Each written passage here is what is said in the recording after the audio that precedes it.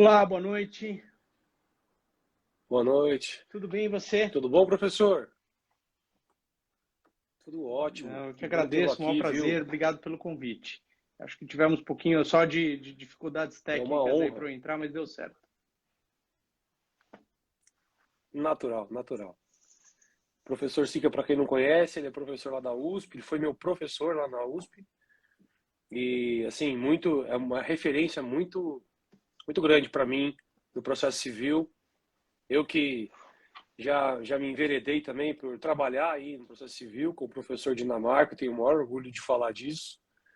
E tenho o carinho enorme pelo professor. Obrigado, professor, por atender a gente.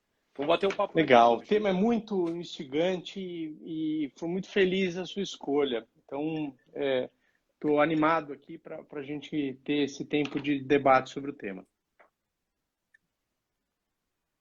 Legal.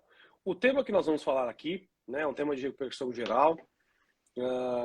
Foi um tema que já bateu no STF por meio de ADI, né? Houve uma decisão monocrática do ministro Marco Aurélio em medida cautelar, e ele reconheceu a constitucionalidade desse artigo, e depois essa ADI acabou que não foi julgado o mérito dessa ADI e ficou somente essa decisão monocrática. Então aí o STF decidiu, né, afetar esse recurso, o presidente Fux, né, para julgamento em plenário desse tema de repercussão geral, que é a inconstitucionalidade do artigo 16, da segunda redação do artigo 16, dada lá em 97, né, da Lei de Ação Civil Pública. Mas antes da gente falar disso, né, sobre coisa julgada, se o senhor me permitir, né, seria legal a gente colocar aqui em poucas palavras mesmo o que é a coisa julgada, né, e a diferença que ela se difere aí da competência, da jurisdição, porque eu acho que o nosso tema tem um pouco a ver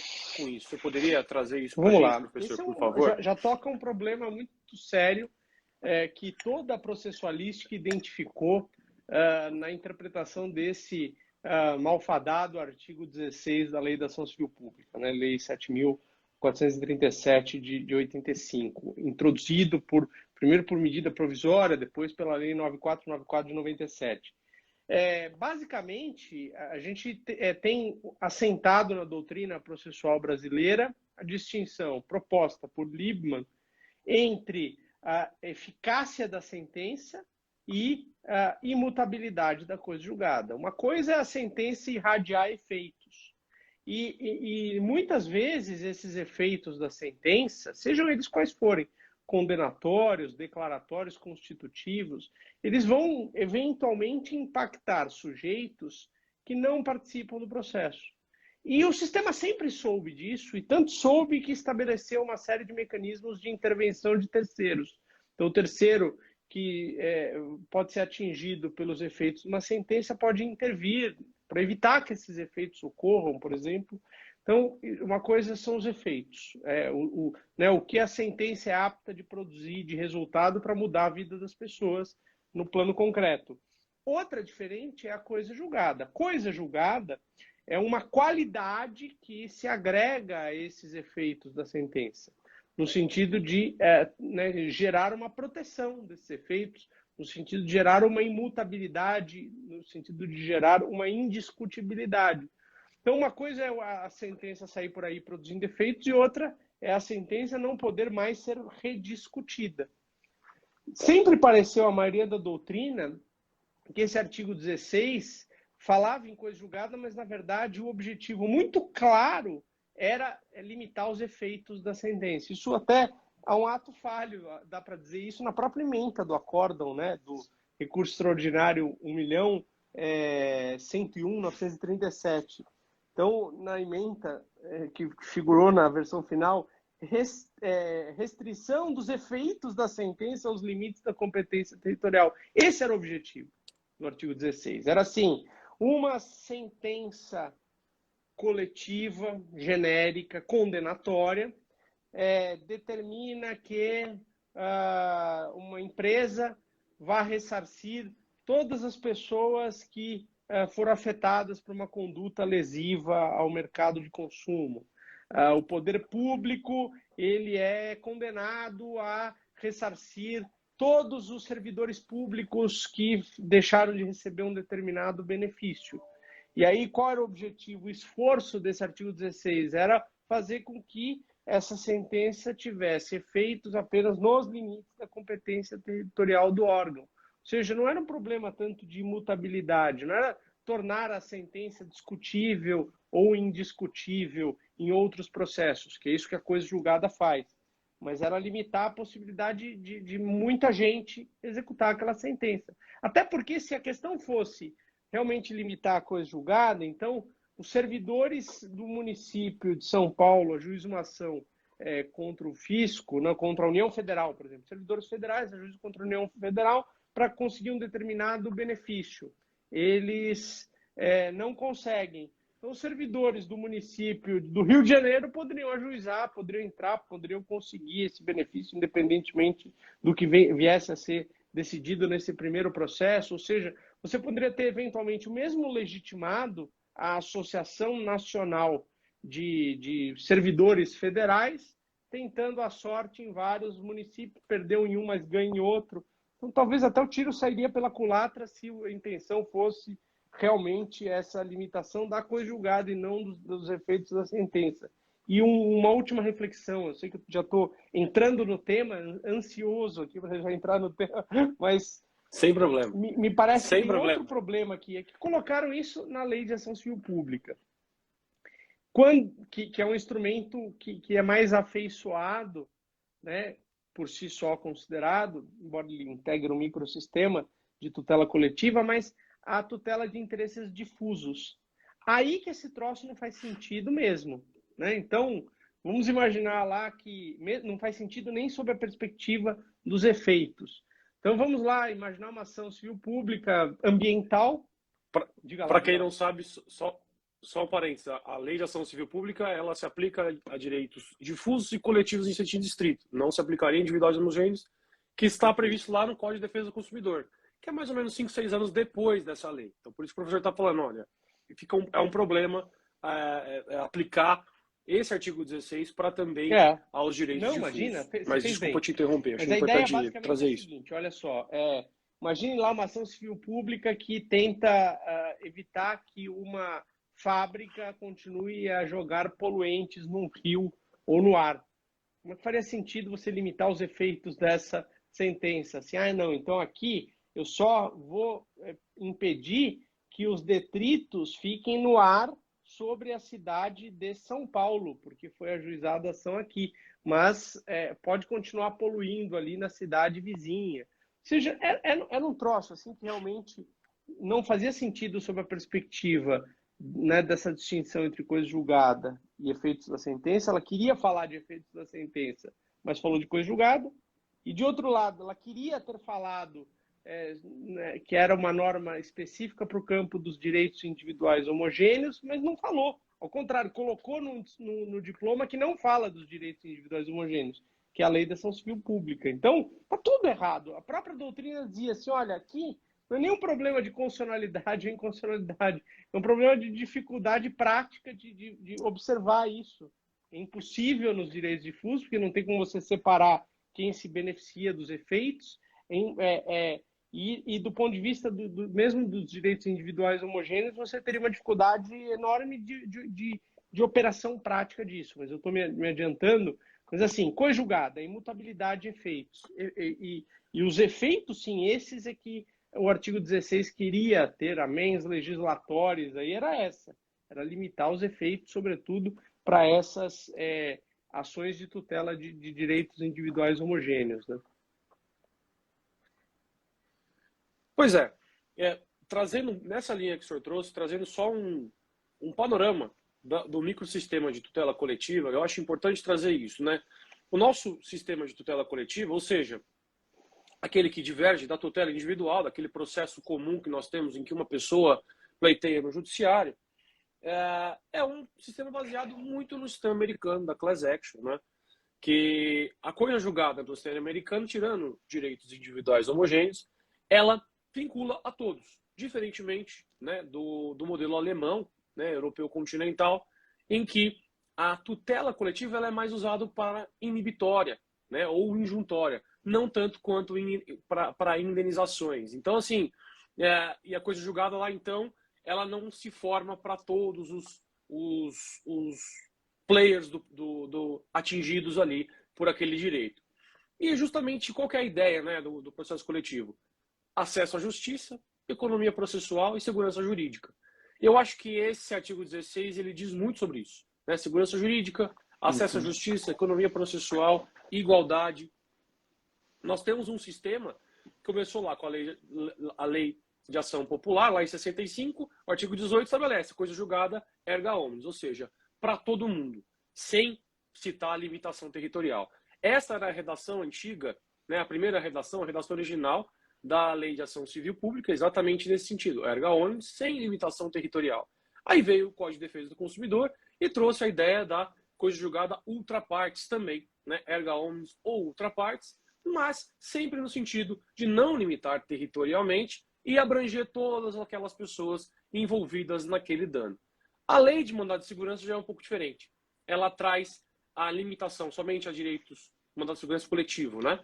Direitos coletivos em sentido estrito e individuais homogêneos, né? Então ela tem uma limitação subjetiva aí, por um motivo que muitos dizem legislativo, mas outros dizem que não, que o mandado de segurança, exatamente para você pegar pessoas indeterminadas, como é o direito difuso, você não consegue atingir, né? Não era a ideia, não era abranger tanto assim o mandado de segurança coletivo, senão ele também dá um inchaço do mandado de segurança coletivo no judiciário.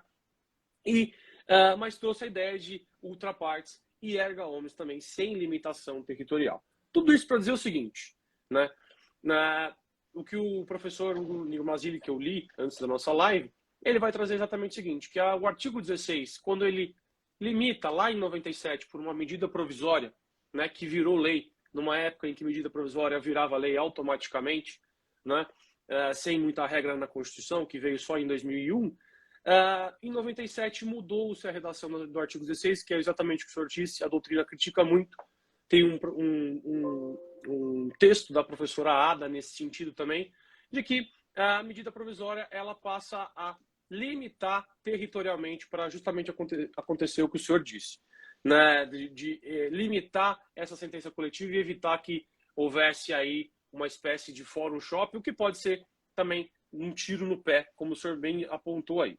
Mas o meu ponto é, professor, hoje o Código de Defesa do Consumidor ele estabelece o seguinte, que eu tenho que levar em consideração para a coisa julgada, não só a coisa julgada, mas a competência do juízo e também a abrangência do dano, se ele é local, se ele é regional ou se ele é nacional. Perfeito. Artigo 93 lá do Código de Defesa do Consumidor. E o STF, como o senhor já comentou, ele declarou exatamente isso.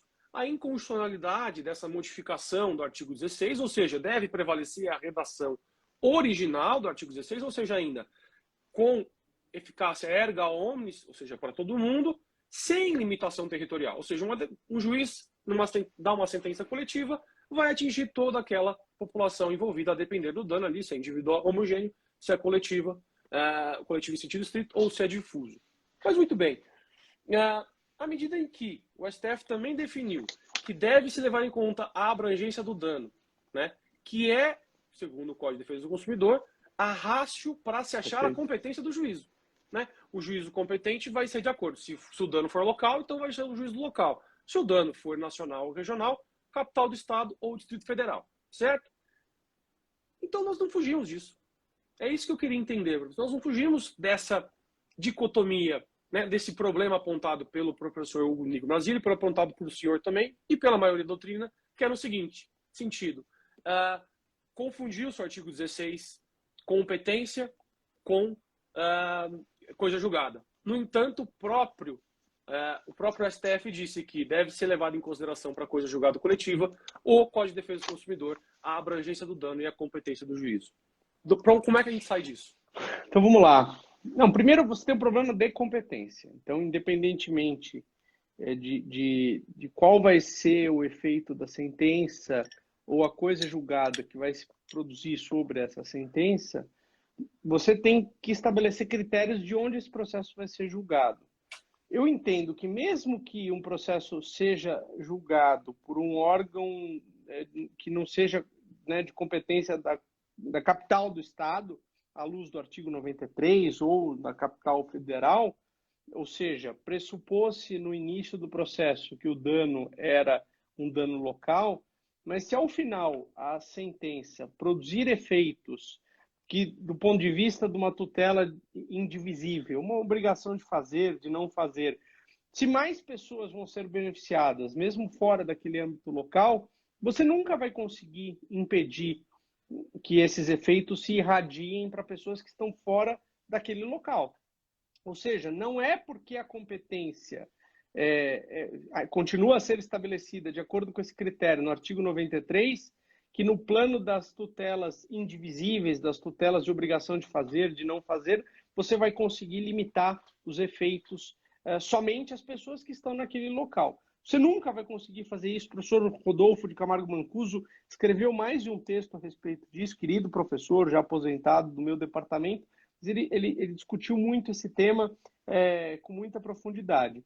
Então, quando muito, assim, se durante o curso do processo se constatar que o dano não é meramente local, e, portanto, há necessidade de discutir isso, né? Essa é uma escolha política de distribuição de competências, mas numa comarca em que há juízes mais antigos, mais experientes, portanto, numa comarca da capital, esse acho que foi o critério por trás de eleger essa competência para danos mais relevantes em cidades mais relevantes, com juízes que estão há mais tempo de carreira e tal. Aí, durante o processo, você vai fazer esse deslocamento de competência, tem precedentes nesse sentido. Agora, sem que você tenha feito isso e a sentença gera efeitos nessas tutelas indivisíveis, né, inibitórias, por exemplo, para além das pessoas que estão naquele local, você não tem como controlar isso.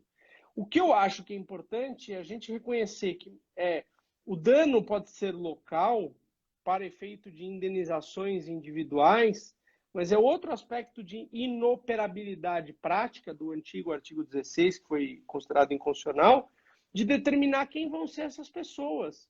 Porque eu tenho, né, hoje uma pessoa que mora aqui nesse local e amanhã ela está em outro lugar. Eu tenho pessoas que não estão fisicamente lá, mas vão ser atingidas e aquele dano foi gerado localmente. O que eu estou querendo dizer é que é impossível nós pensarmos na absoluta infinidade de situações do que é o dano e como ele vai ser discutido em juízo, querendo confiná-lo nessas caixinhas. A regra de competência dizia respeito só a uma questão de distribuição de trabalho entre juízes mais novos, de comarcas menores e juízes mais velhos. Ponto. A utilidade desse dispositivo termina aí. Agora, dali para frente, a gente não vai conseguir, mesmo no plano da tutela dos direitos individuais homogêneos, limitar isso. Quer um exemplo? Então, eu me lembro de ter atuado numa ação civil pública, ajuizada pelo Ministério Público, contra uma farmacêutica, que durante um curto período de tempo colocou no mercado lotes de pílulas anticoncepcionais que não tinham o princípio ativo. Então, não impediam que as pessoas ficavam grávidas. Essa sentença resultou numa condenação de danos morais coletivos, né, tutelas, portanto, indivisíveis, que você não tinha que atribuir direitos individualmente a cada pessoa, mas oportunizou-se que quem foi afetado por esse defeito do produto pudesse ajuizar uma ação, uma liquidação individual dessa sentença genérica coletiva.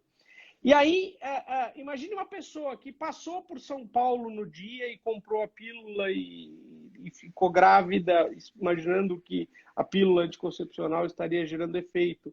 Ou seja, você não tem como limitar onde estão as pessoas afetadas por aquele dano, né? Ele pode até ser produzido localmente, mas ele se irradia sem limites passíveis de serem inventados pela justiça. Então, eu acho que a gente tem que traçar uma linha ali entre o que é a competência, e ela serve para distribuir trabalho entre diferentes órgãos judiciários, dos efeitos da sentença, que eu não vou conseguir confiná-los né, em limites territoriais, por circunstâncias, no mais das vezes, eminentemente práticas, Por último, que era o terceiro passo que essa Lei 9494 de 97 deu, ao reformar o artigo 17, que era conectar isso com a coisa julgada. Então, como é que a gente sai desse paradoxo? O último passo dessa jornada caiu. A questão de conectar a coisa julgada com a competência, isso foi para a lata de lixo da história, porque o Supremo declarou inconstitucional. Mas eu não consigo ver uma correlação mesmo daquilo que fica fora do artigo 16, que é essa conexão entre a competência, que é definida com base num critério, que é o dano examinado no momento da propositura da ação, para os efeitos que a sentença vai irradiar depois, que você não consegue, por dificuldades, no mais das vezes práticas, confinar limites territoriais. Então, a gente tem que pensar, que eu apurei um dano no início que era local, eu defini a competência com base nisso. Há quem entenda que definida a competência se aplicaria perpetuatio jurisdictionis, você não vai mexer mais nisso. Mas os tribunais mexem. Às vezes, no começo do processo, se identifica que aquele dano não é meramente local, e aí se reconhece já na pendência do processo, já no curso, né, inclusive da fase instrutória, modificar a competência. Mas nada disso vai interferir, mudado ou não a competência, vai interferir na aptidão dessa sentença de irradiar efeitos que a gente nem vai conseguir, do ponto de vista prático, confiná-los no limite territorial daquele órgão que proferiu a sentença. Não sei se eu me fiz claro. Deixa eu ver se eu entendi.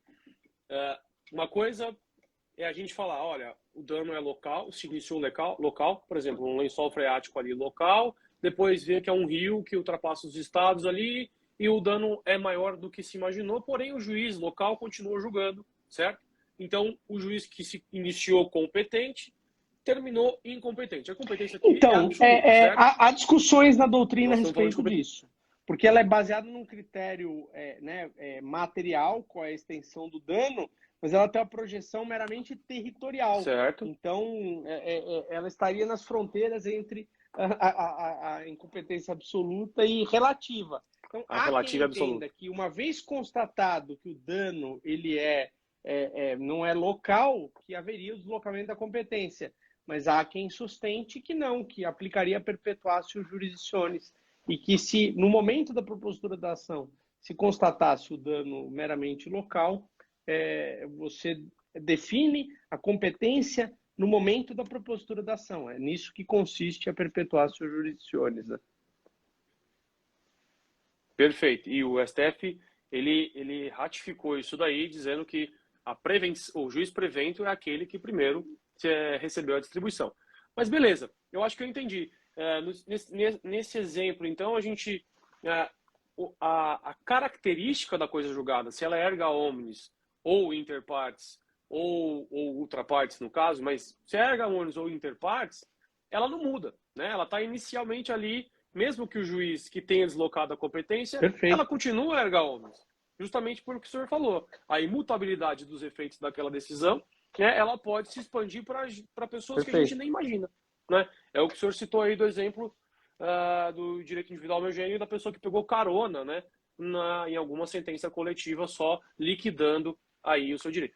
Eu gostei desse raciocínio, porque eu estava travado nesse ponto. Olha, mas o próprio microsistema de tutela coletiva, ele me exige que eu leve em consideração a abrangência do dano, a competência... Não mais a coisa julgada. Mas né? não, são coisas distintas. O artigo 16 determinava, mas agora não mais. É um problema só de competência. Pois é, mas ainda assim... E não... Pois é, mas ainda assim eu tenho o artigo 93. Mas o 93 só fala de competência, esse meu não fala de raciocínio. coisa julgada.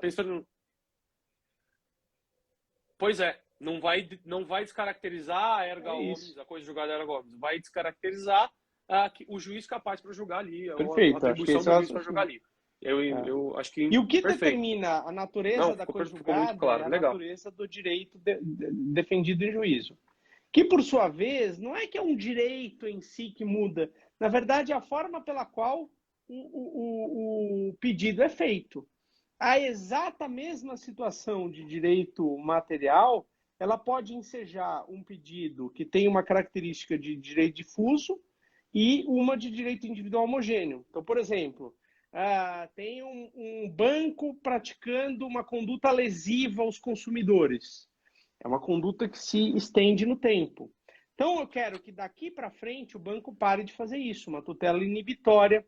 Eu não tenho como identificar quem vão ser os beneficiários. Gente que daqui a 10 anos vier a celebrar um contrato com o banco, que hoje nem imagina que vai ser beneficiado porque eu fiz, né, lá atrás uma ação coletiva que gerou uma tutela inibitória que, julgada procedente, impediu que o banco continuasse a praticar aquela conduta. É uma tutela essencialmente coletiva, é uma tutela indivisível, é uma tutela que é exequível com base numa única obrigação de fazer, direcionada pelo legitimado, né, para ação coletiva contra o banco.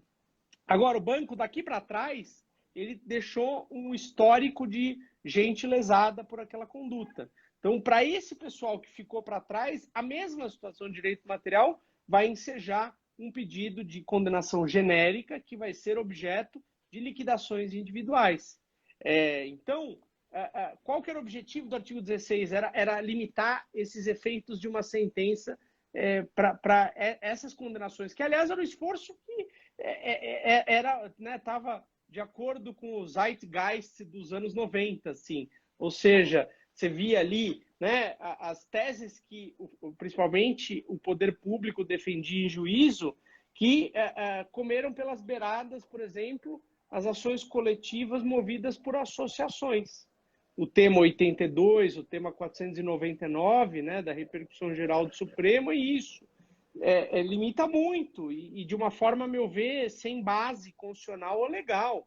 A associação ajuização, e depois só é possível liquidar e executar individualmente essa sentença genérica, coletiva, condenatória obtida pela associação, aqueles que eram associados ao tempo da propositura da ação autorizaram e foram nominalmente ali listados na petição inicial. Então, me parece que são entendimentos que, sobretudo, o poder público criou para evitar que uma sentença genérica coletiva tivesse a aptidão de ensejar milhares ou milhões de liquidações e execuções individuais. Então, vamos limitar. E outra tentativa de limitar, não por teses defendidas e acolhidas pelos tribunais, mas por meio, primeiro, de uma medida provisória que depois virou lei,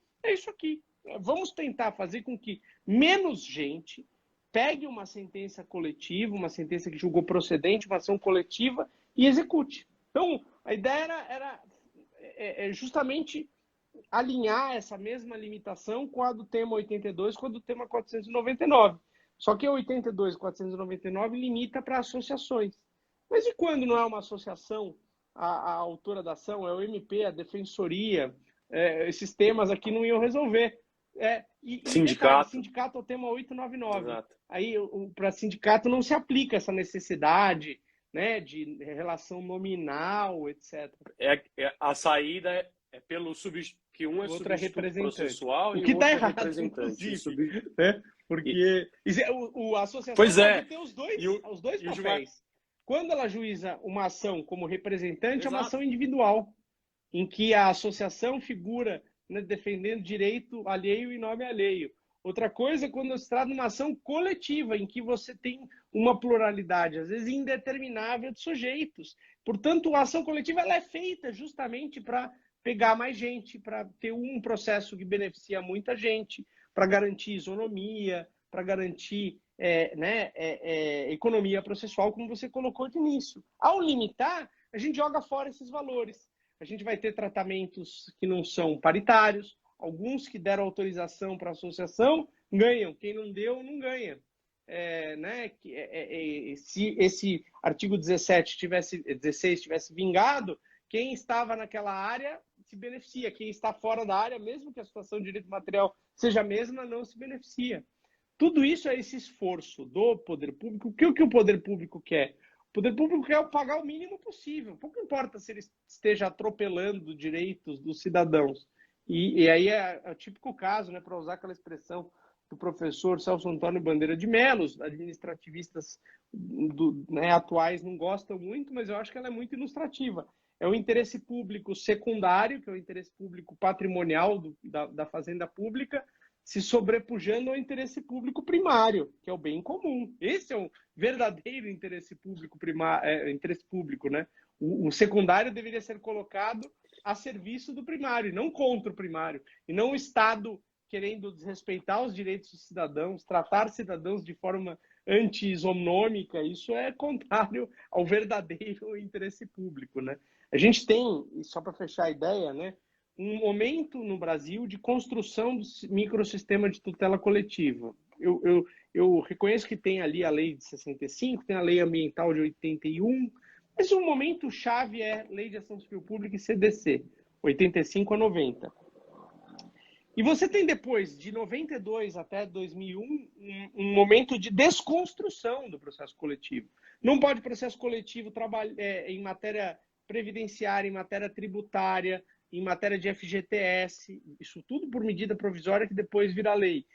Vem essa aqui da limitação territorial da coisa julgada. São os momentos em que limitação de decisão liminar. Proibição de decisão liminar. Então, a gente tem dois momentos, hein? Que é a mesma lei, 9494. Então, é engraçado que né, a gente não teve depois... Pode ver que nunca mais vingou nenhum projeto de lei que teve o anteprojeto de Código Processo Brasileiro, Código Brasileiro de Processo Coletivo, não foi para frente. Já foram vários projetos de uma nova lei de ação coletiva, nenhum foi adiante.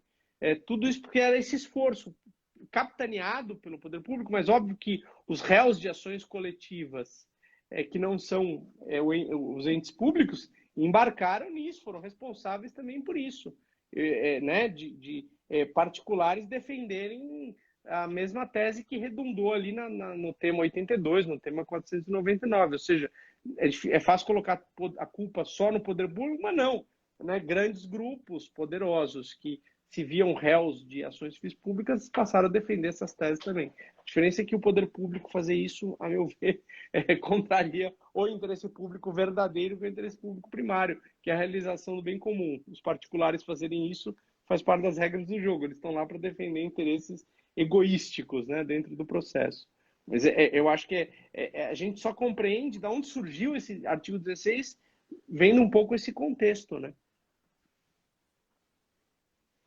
Esse contexto que poderiam se programar melhor e não violar os direitos, daí não precisariam pagar, né? Acho que talvez fosse mais fácil. Mas muito bem. O STF, então, só para resumir, ele definiu a inconstitucionalidade dessa nova redação, nova velha redação, né, dada pela Lei 9494 de 97 ao artigo 16 da Lei de Ação Civil Pública, colocando fim nessa discussão especificamente quanto à limitação territorial da coisa julgada da sentença coletiva. E, além disso, o STF estabeleceu que devem seguir as regras de competência ainda do Código de Defesa do Consumidor, do artigo 93, e também deve ser levado em consideração a abrangência do dano também, embora, como vimos, sejam coisas completamente distintas, não desqualifica a coisa julgada erga omnes, essa regra de competência. Muito bem. E o STF não modulou os efeitos, né? Não passou a modulação de efeitos desse artigo. Quer dizer, de 97 até 2021, né? Acho que, se não me engano, setembro de 2021, quando transitou em julgado, esse recurso extraordinário 11.01937, nesse período não se modulou os efeitos. Significa dizer o seguinte: sempre valeu a redação original da Lei de Ação Civil Pública, sempre valeu a ideia de coisa julgada erga omnes na sentença coletiva. Como que fica isso, professor? Quais são as principais consequências dessa não modulação de efeitos? Se o processo estiver em curso, é tudo muito mais fácil, né? Porque aí daria tempo de levar em consideração a decisão do STF e portanto, né, antes que houvesse a formação da coisa julgada.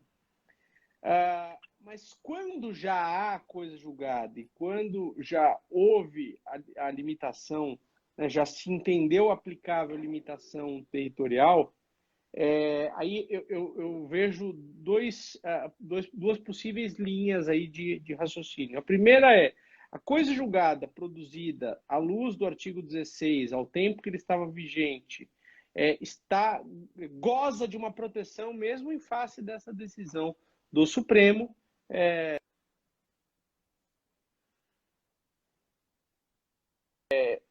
oriunda de uma decisão do plenário, mas ela gozaria de proteção. E onde está isso? Qual é a base legal para eu afirmar que essa decisão do Pleno do Supremo não atingiria a coisa julgada produzida anteriormente ao advento dessa decisão? Isso estaria no artigo 525, parágrafo 15 do CPC, ou 535, parágrafo 8º. São dispositivos que estão mal colocados, são dispositivos que tratam, na verdade, de um outro caso de ação rescisória, né? Que quando uma sentença é baseada num ato normativo que o Pleno do Supremo depois considera inconstitucional ou faz uma interpretação conforme, ou seja, todas as formas pelas quais é possível ao Supremo fazer um controle de constitucionalidade hoje, o que não é simplesmente, né, declarar inconstitucional e tirar do ordenamento. Há outros meios de fazer isso. Né, interpretação conforme é um bom exemplo. Então, nós teríamos, a partir do trânsito em julgado da decisão do Supremo, o prazo de 2 anos para entrar, de 1 ano para entrar com a ação rescisória. Mas tem que entrar com a rescisória. Se você não entrar, você não poderia fazer com que este entendimento seja observado em relação à sua sentença anteriormente transitada em julgado.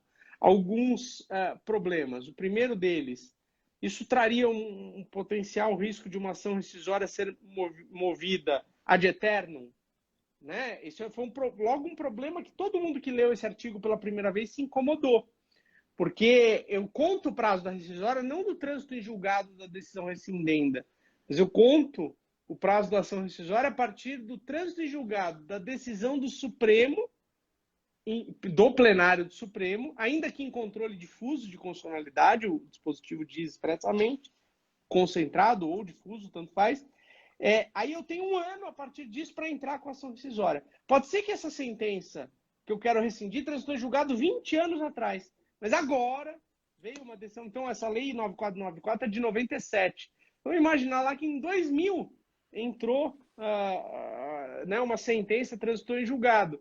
Agora eu teria 1 ano a partir do trânsito em julgado deste acórdão para entrar com a rescisória. Isso incomodou muita gente. Então, eu tenho 1 ano contado a partir do trânsito, sem considerar o tempo que já passou desde o trânsito em julgado da decisão rescindenda. Isso seria um tempo quase infinito. Vai depender de quando o Supremo decidir. O ministro Theory, numa das últimas sessões do Supremo, antes dele, né, falecer naquele trágico acidente, saudoso ministro Theory Zavascki, ele tinha proposto ali uma interpretação conforme, olha, vamos aplicar para essa hipótese a mesma solução que é aplicada para a descoberta de prova nova, que é um dos casos de rescisória que não se sujeita ao prazo de 2 anos do trânsito em julgado. É o prazo de 1 ano da descoberta da prova nova, mas limitada a 5 anos do trânsito em julgado.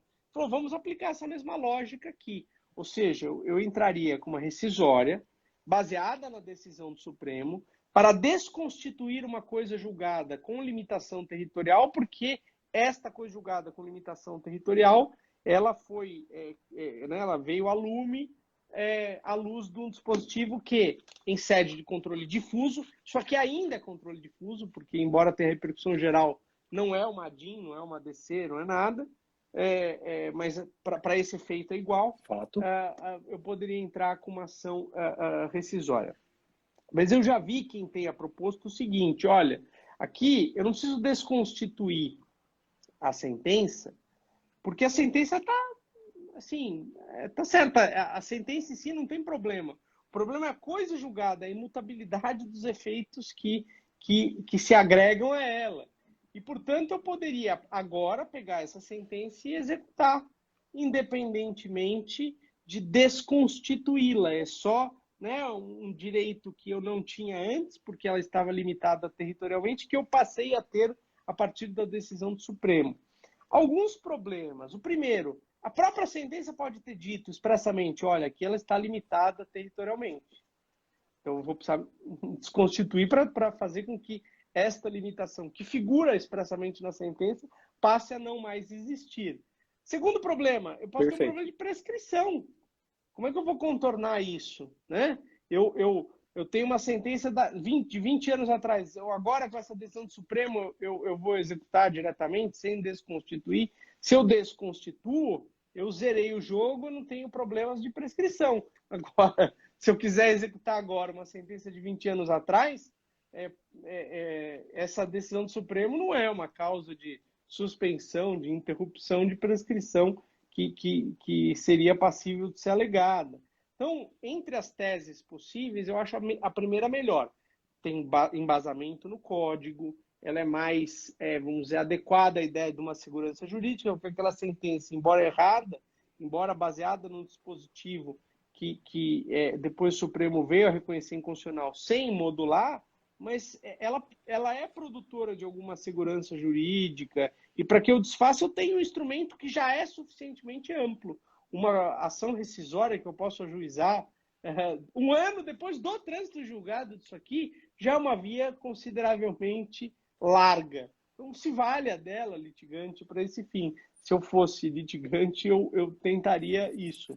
Olha, que essa minha sentença eu não podia executar antes, mas agora com a decisão do Supremo eu posso. Para eu poder executar, eu quero que, então, ela seja parcialmente desconstituída e que a ação rescisória, sendo julgada procedente, reconheça que não subsiste a limitação territorial e eu vou lá e executo.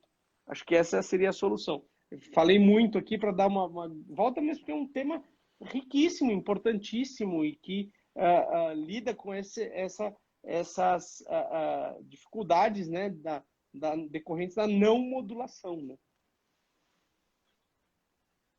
Mas nós paramos no primeiro exemplo, né, que é coisa julgada antes dessa decisão da STF, né? Coisa julgada depois dela, sem dúvida, nós vamos aplicar a decisão, possivelmente aí numa impugnação, cumprimento de sentença, não sei. Aí aplica o artigo 12. É que ali ele fala que antes do trânsito em julgado, eu acho que ele se refere ao trânsito em julgado, quando eu até comentei esse dispositivo num desses códigos aí de volume único.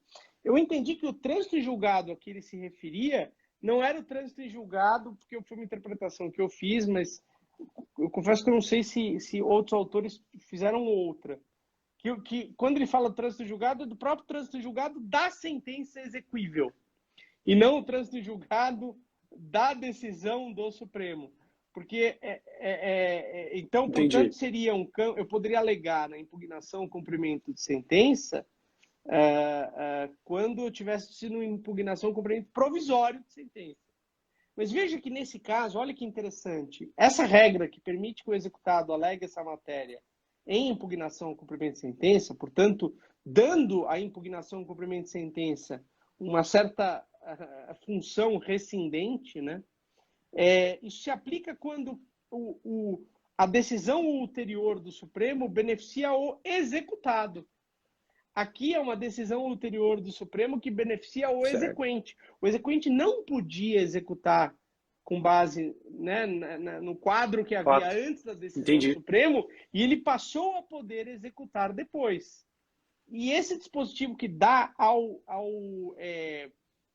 executado a possibilidade de alegar isso em impugnação ao cumprimento de sentença é quando a decisão não é favorável ao exequente, como é nesse caso, mas favorável a ele executado, né? Então, isso tornaria um pouquinho mais, né, difícil imaginar. Né, aqui é algo que beneficia o exequente e o executado não teria interesse em alegar isso numa impugnação ao cumprimento de sentença. É favorável ao exequente e não a ele. Né? Tanto assim que está na possibilidade de alegação de inexequibilidade do título pelo executado. Deixou de ser por uma decisão do Supremo depois. Aqui é o contrário, é um título que eu não poderia executar porque eu estaria fora dos limites territoriais, mas eu quero executar e eu posso usar a decisão do Supremo para esse fim. Perfeito. E uma dúvida que eu tenho também em relação à não modulação de efeitos é o seguinte: eu tenho conflito aí, digamos, de sentenças de que o problema da sentença coletiva, né? E eu já vi defensores, poucos, né? Mas o próprio Gilmar Mendes foi um pouco defensor desse artigo 16, desse Até porque, julgamento, salvo tema que nós engano estamos meu, debatendo, essa medida né? provisória foi editada quando ele era, Gilmar Mendes, advogado-geral da União. Aí, ó. Então ele estava defendendo uma obra Não dele, sabia. nesse caso. No limite, isso dava. Defesa em causa daria, no própria. mínimo, uma suspeição, para não dizer um impedimento, entendeu? É verdade que não é ele, o AGU, que é Tá o bom. autor da medida provisória, é o presidente da República. Mas Óbvio, defendia o presidente não vai lá, caso, o claro. Fernando Henrique não sentou um dia Mas e falou, vou escrever uma MP. Ele ia lá no gabinete do AGU e falava, Gilmar, advogado-geral da União, faz aí essa medida provisória, eu quero isso. Ou o próprio Gilmar diz, presidente, a gente precisa fazer isso. Provavelmente isso era mais comum, né? Não era o presidente que decidia fazer, era a AGU que convencia o presidente a fazer. Enfim, o argumento é impertinente aqui. não, adorei a intervenção, não sabia. O ponto o que ele alega ali o problema da segurança jurídica também está no outro lado, né? Mas eu acho que isso é íncito à tutela coletiva, da possibilidade de dois juízes distintos darem decisões distintas, né? O que também é uma possibilidade, né, na tutela individual, né? Mas o meu ponto nesse ínterim que vigia, né, uma limitação da coisa julgada, um juiz analisa o mérito de maneira procedente e o outro analisa o mérito julgando improcedente. É claro que nós temos um conflito no tempo, né, nós vamos ter que ver a primeira coisa julgada aí. No entanto, com a nova decisão do STF, para a gente aplicar, considerando aqui que cada sentença aqui era local, tá? Um improcedente e o outro procedente. Como a gente lida com esse tema? Se são dois danos locais diferentes, aí eu acho que não tem um problema de conflito de coisas julgadas, porque os pedidos são diferentes, a tutela é diferente. Não, os mesmos pedidos. Tá. Pelo problema de coisa julgada mesmo. Mesmos pedidos, só que a diferença então, assim, no tempo muda um pouco. Quando produziu a primeira coisa julgada, você só teria a possibilidade de ter outro processo a respeito quando, em se tratando de direitos difusos e coletivos em sentido estrito, se houvesse uma nova e diferente prova, coisa julgada segundo o eventum probationem. Então, a hora que veio a primeira sentença de improcedência, o segundo processo tem que morrer, a menos que ele tenha alguma prova que o primeiro não tinha. Então, o primeiro... E aí tem uma discussão. Para que eu possa rediscutir isso num outro processo, o primeiro precisa ter sido julgado por falta de provas, ou seja, o juiz tem que dizer expressamente, eu vou julgar improcedente aqui porque não há prova, ou basta que a prova apareça no outro caso. O Antônio Gide, por exemplo, um processualista baiano, mas radicado há muitos anos nos Estados Unidos, ele foi um dos primeiros que defendeu a ideia de que não precisa ter expresso na primeira sentença que faltou prova. Mas quando você vê a prova que apareceu depois, você percebe, se o juiz no primeiro processo tivesse considerado isso, a decisão dele seria diferente. Então, assim, eu vou ter que fazer essa análise, como sempre eu faço para conflito entre coisas julgadas. Pedido e causa de pedir é o mesmo? Ok, se for o mesmo, que foi a sua premissa aqui, eu estou partindo dela. Depois eu vou olhar, nesse segundo processo, eventualmente tem uma prova nova, tem uma prova que o primeiro processo não utilizou, e se tivesse utilizado, mudaria o quadro. Se tiver, deixa seguir. Essa é a essência da coisa julgada, segundo o eventum probationem. Então, essa porta de saída contra a coisa julgada será erga omnes para direitos difusos e coletivos em sentido estrito, artigo 103, 1 e 2 do Código de Defesa do Consumidor. E para tutela dos interesses individuais homogêneos, um legitimado entrou, ele perdeu para todos os outros legitimados. Essa é a essência de uma substituição processual. O que resta? Restam as ações individuais. Então, o MP entrou pedindo uma tutela de interesses individuais homogêneos, ele perdeu, nessa medida, outro legitimado, com base no mesmo pedido, mesma causa de pedido, não poderia ajuizar a ação. O que resta? Ações individuais. É o 104, né? A ação coletiva não induz litispendência para ações individuais. Então, nesse caso, sobreveio uma coisa julgada, ela impedirá outros processos de outros legitimados.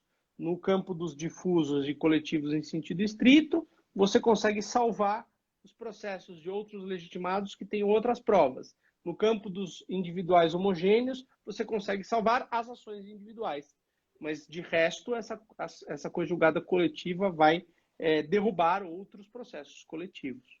Né? Perfeito, perfeito. A minha ideia, eu esqueci de falar, mas é que a coisa julgada, né, nos processos coletivos em sentido estrito e difuso, ela depende aí se analisou a prova ou não também, né? Uhum. Mas considerei que sim, que foi uma análise de mérito em procedência sem ser por falta de provas. Também tem essa observação.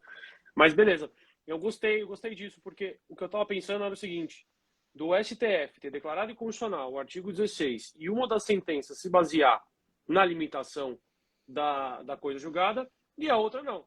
Porque na hora de executar é que eu vou delimitar isso.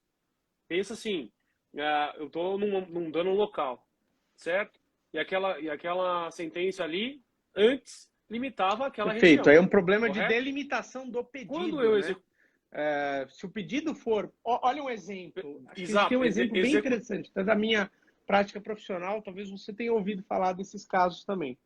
Então, o Ministério Público Federal passou a ajuizar no Brasil inteiro ações contra empresas de transporte ou empresas que, enfim, tinham frotas de caminhões por excesso de peso. E aí, às vezes, o pedido saía assim: quero que haja uma indenização pelos prejuízos causados pelo excesso de peso nas rodovias federais. Ponto. Não falava onde era. E aí, nós teríamos, né? Olha que interessante, é um estudo que eu estou fazendo agora, está na minha mesa para ler esse material, para estudar isso e tal. Que legal. Olha que interessante. Que legal. A gente pode aqui ter uma questão, né, de não ter mais os limites territoriais favoravelmente ao réu. A gente vem raciocinando aqui, né, que esse artigo 16 é sempre bom para o réu e ruim para o autor, mas isso aqui pode ser eventualmente bom para o réu. Olha a seguinte situação: uma primeira ação coletiva que fala danos nas rodovias federais, não fala dano num determinado local, porque isso limitaria o pedido e, consequentemente, limitaria a execução. Fala danos nas rodovias federais, julgado improcedente.